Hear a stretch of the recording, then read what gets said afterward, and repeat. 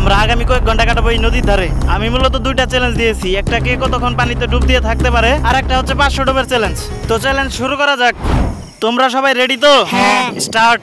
এই চ্যালেঞ্জটিকে আমি দুটি অংশে ভাগ করেছি, আর আমি এই দুইটি চ্যালেঞ্জকে রাখার চেষ্টা করেছি, কারণ যে কোনো একটি দিলে ভিডিও অনেক ছোট হয়ে যাবে, আর আমি চাই না যে আমার ভিডিওটা অনেক ছোট হয়ে যাক, কারণ এতে আসল মজাটাই নষ্ট হয়ে যাবে। তো দেখা যাক এই চ্যালেঞ্জে কে আগে উঠে।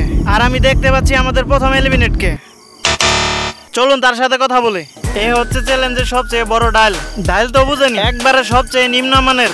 মানে এর ডুব দেখে আমার কাছে মনে হলো যে একটা বাচ্চা পোলাবানো এর থেকে বেশিক্ষণ ডুব দিয়ে থাকতে পারে। তো তোর এই ডুব কম সময় দেওয়ার কারণটা কি? আমি পানির নিচে বেশিক্ষণ থাকতে পারি না। এর কিছুক্ষণ পরেই আমরা দেখতে পেলাম এই চ্যালেঞ্জের দ্বিতীয় এলিমিনেটকে। তার সাথে কথা বলা যাক। তুই যে চ্যালেঞ্জে সেকেন্ড হইলি, এই পাশ থেকেও সেকেন্ড, ওই পাশ থেকেও সেকেন্ড, মানে দুই পাশ থেকেই সেকেন্ড। ঠিক আছে, তোর ভিতরে কেমন লাগতেছে? ভালো লাগতেছে। আর তুই ফার্স্ট হইলি না কেন? আমি বেশিক্ষণ থাকতে পারি না। আর আমি দেখতে পাচ্ছি এই চ্যালেঞ্জের শেষ এলিমিনেটকে। তার সম্বন্ধে কিছু জানা যাক।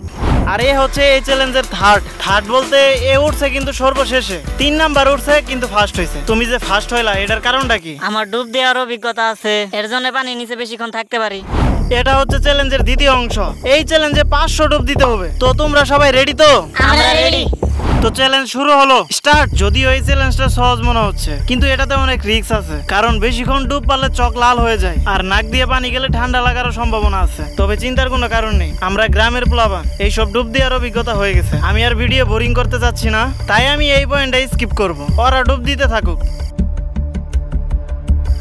পোলাপান 20-25টা ডুব দিতেই হাঁপিয়ে গেছে। ওরা ওদের মতো চেষ্টা চালিয়েই যাচ্ছে, দেখা যাক কত দূর যেতে পারে। তো আমরা পেয়ে গেলাম যে 100 কমপ্লিট করেছে জীবন। হ্যাঁ, ঠিকই শুনেছেন, ও প্রথম চ্যালেঞ্জে ফার্স্ট হয়েছিল। ওর স্পিড দেখে মনে হচ্ছে ও এই চ্যালেঞ্জেও ফার্স্ট হবে। আপনারা এটা কমেন্ট করে জানাতে পারেন। আর এই হচ্ছে আমার ক্যামেরাম্যান, যাকে সবসময় আপনারা ক্যামেরার পিছনে দেখেন, কখনো সামনে আসে না। আর এর মাঝে আমরা এই চ্যালেঞ্জের প্রথম এলিমিনেটকে পেয়ে গেলাম। তো চলুন তার সাথে কথা বলি। তো আমরা দ্বিতীয় চ্যালেঞ্জের এলিমিনেট পেয়ে গেছি। তোর হেরে যাওয়ার কষ্টটা কেমন লাগতেছে? আমি দুইবার প্রথমে হেরে গেছি, এর জন্য খুব খারাপ লাগতেছে। আমাদের কন্টেস্টমেন্ট আছে আর মাত্র 2 জন।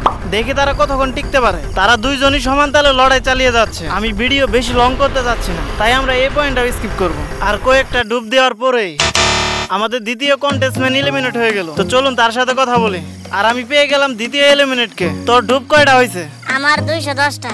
এই 210টা দিয়ে হাঁপিয়ে গেছে। তুই যে সেকেন্ড হইলি, এই দিক থেকেও সেকেন্ড, ওই দিক থেকেও সেকেন্ড, প্রথম চ্যালেঞ্জেও সেকেন্ড হই। তোর কেমন লাগতেছে এখন? ভালো লাগতেছে। তোর কি মনে হয় তুই আগামী চ্যালেঞ্জে ফার্স্ট হতে পারবি? জি। আর ও হচ্ছে এই চ্যালেঞ্জের শেষ কন্টেস্টমেন্ট। আমার মনে হয় ও এই চ্যালেঞ্জের জন্য প্রস্তুত ছিল। ওর ডুব দেখে তাই মনে হচ্ছে সে তার লড়াই চালিয়ে যাচ্ছে। দেখা যাক ও কত দূর যেতে পারে। আমি ভিডিওটা বোরিং করতে চাই না, তাই এই পয়েন্টে ভিডিওটা টানবো। ওর ডুবের স্পিড দেখে মনে হচ্ছে ও কিছুক্ষণের মধ্যেই থেমে যাবে। হ্যাঁ, আমি ঠিকই অনুমান করেছিলাম, সে আর ডুব দিতে পারছে না। ফাইনালি সে এলিমিনেট হয়ে গেল। চলুন তার সাথে কথা বলি। চ্যালেঞ্জের দ্বিতীয় অংশে তুমি যে ফার্স্ট হইলা, এটা তোমার কেমন লাগতেছে? যদিও আমি চ্যালেঞ্জে প্রথম হয়েছি, তারপরেও আমি হেরে গেছি, কারণ আমি 500 ডুব দিতে পারি নাই। তুমি দুঃখ পাইও না, এরপরে চ্যালেঞ্জে হয়তো তুমি থাকতে পারো, আর ওই চ্যালেঞ্জে হয়তো তুমি জিতেও যেতে পারো। তো আমাদের চ্যালেঞ্জটা এই পর্যন্তই। যদি এইরকম ভিডিও আরো দেখতে চান, আমাদের চ্যানেলটি সাবস্ক্রাইব করুন। আর যদি ফেসবুক পেজ থেকে দেখে থাকেন, তাহলে ফলো দিয়ে পাশে থাকুন।